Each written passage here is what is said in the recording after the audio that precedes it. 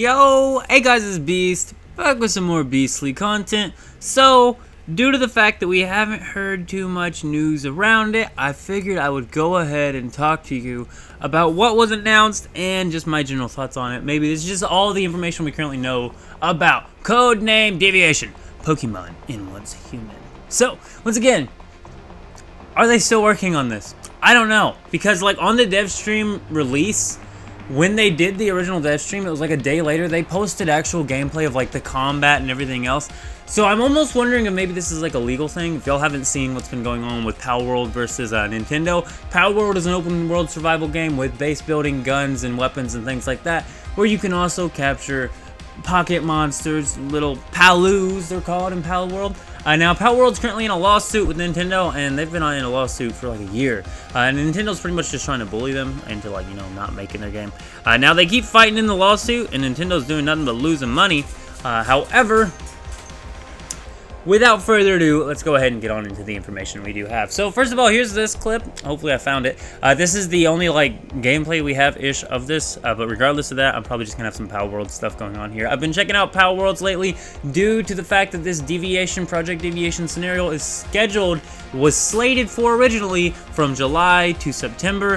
What it's seeming like to me, due to the fact that Visual Wheel is going to be spinning in September, it could be a big possibility that Project Deviation comes out in September. Now, will it be early access or non-early access? Well, according to the roadmap, it doesn't actually have a code deviation mentioned on the roadmap as any sort of actual scenario thing going on when it comes to early access. It only shows the official release. So, it seems to me like if this is coming at all, and they're not chickening out and going, we don't want to get sued by Nintendo, which is possible. Honestly, I think NetEase might even talk to Nintendo, so we will see what's going on with this. But once again, this sounds a lot like Pokemon, and they're even going farther in Power World. And remember, Power World, they got trainers and stuff you can fight, out in the wild, but it's mainly like a Minecraft almost sort of vibe. It feels more like Pixelmon than really a Pokemon at all. I really don't see why Nintendo's trying to sue Power World. I mean, I do know why. It's because it's a great game, and they don't like other games that are great that have pocket monsters. But without further ado, distribution of deviations and capture method will be modified. So pretty much this means that instead of the normal way of capturing deviations like you normally do, they're going to implement some other sort of system.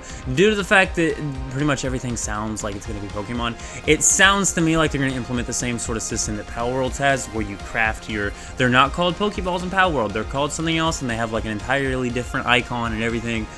But they have the same functionality, okay? So you weaken down the monsters as low as you can. Though the cool thing about Power World, which is my other question, how is Once Human going to handle this? Is Once Human's version of this going to be where only deviations can damage deviations, like in Pokemon, which is dangerous? I'm pretty sure this is why Power Worlds decided to have where the player damages the opponent, the player can damage the Paloos. I think that's their catch-22. Yeah, but you can't kill Pokemon, you can kill Paloos. And also, Power Worlds is a great game. But regardless, ability to raise deviations. This was also talked about during Codename Deviation. So pretty much they said fusing deviations, new and fantastic variations. The lady in the live stream, and I might see if I can find a clip of this, said, imagine fusing a Mr. Wish with a chair. Once again, these devs are foreign, so they're probably just misinterpreting or something, I don't know. Besides fusing among deviations, we're exploring if it's possible to fuse a deviation with other entities. For example, fusing Mr. Wish with a chair. Right, of course. My assumption for the whole combining deviations things, the fusing deviations, my whole assumption with that is it's just gonna you take two, you put them together, and their skill levels are gonna combine or something. We will see what that's about. But the other thing is the ability to raise deviations. So once again, in Pokemon games like that, your monsters, your pocket monsters, will level up as you play, battling with them, whatever gets them XP. We will see what Once Human decides to do with this. Another thing is, they did mention that core gameplay will be about the deviation battles, not so much FPS. So, I'm really hoping to see, full combat. Because, with Power Worlds, it's really confusing while Nintendo's trying to claim it's their game. Because it's not the same combat system or anything. It's a completely different combat system. It's wild overall. But once again, on the Once Human stuff, on the dev stream, they even said that the core gameplay was going to be about deviation battles.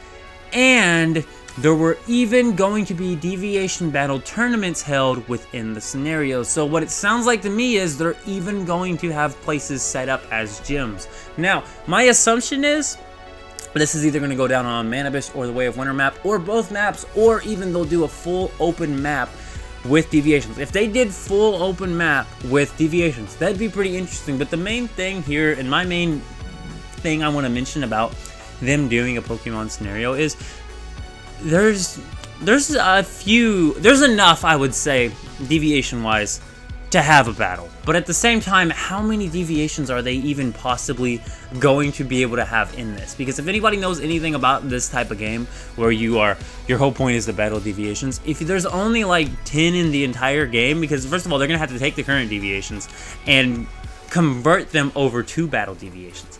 But if there's only like 10 in the entire game that you even have to capture, how much gameplay can you even possibly get out of this? I mean, what it sounds like to me is you're going to get a team of 6, you're going to get those deviations leveled up, you're going to go around, you're going to go wipe everything out, unless, you know, they do full in-depth. It will be really interesting, guys. I want to know what y'all think over this Pokemon scenario.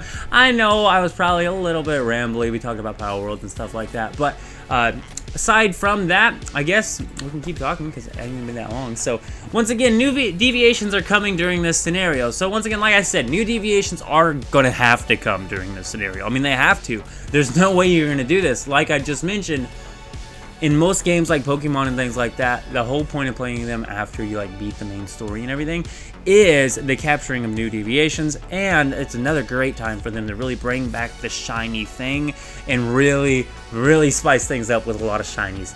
Even with the new ones, have shiny versions of them. I mean, they really need to come out swinging, especially if they're just making combat sprites. They should be able to make more deviations. I'm really hoping this turns out, guys, if you're asking for a time. So, according to the roadmap, the code purification, which we now know is endless dreams.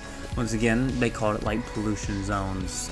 These are dream zones, but regardless, endless dreams and code deviation were both slated for Q3 of 2025. Q3 of 2025 will be anytime between July and September. Now, personally, with them releasing the full complete version, or not complete, I don't want to call it complete, the non-early access version of Endless Stream, and supposedly Way of Winter should be going out of early access. I'm not 100% sure on that, or if they're just like showing it on their timeline, because they did post a recent timeline of like what's going on in July.